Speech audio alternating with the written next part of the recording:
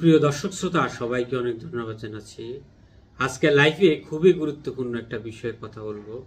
তো দর্শক, আপনার আশেপাশে আপনার বন্ধু বান্ধব আপনার সার্কেলের মধ্যে অনেককে দেখবেন যে তারা নিজের কোনো ব্যক্তিগত কথা বা আপনার সাথে তারা শেয়ার করে না, বা আপনার কাজে লাগবে এই ধরনের কথা তারা বিন্দুমাত্র, তাদের যদি কোনো স্বার্থ জড়িত থাকে তাদেরকে কখনোই দেখবেন না যে তারা এই সমস্ত কথা আপনার সাথে শেয়ার করে।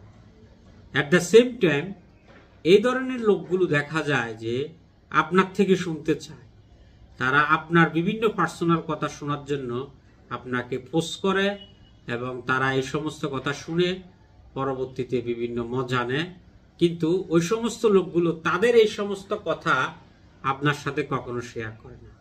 তো দর্শক, আপনি যদি লাইফে যদি শান্তি যদি থাকতে চান তাহলে এই ধরনের লোকদের হাত থেকে সব সময় দূরে থাকবেন।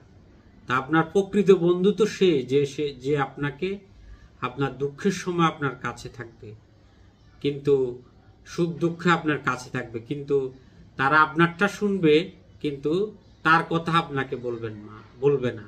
তাদের মনের ভিতরে দুর্বিসন্ধি কাজ করে। তো দর্শক, এই সমস্ত লোকের হাত থেকে দূরে থাকবেন। সবাইকে অনেক ধন্যবাদ। আসসালামু আলাইকুম।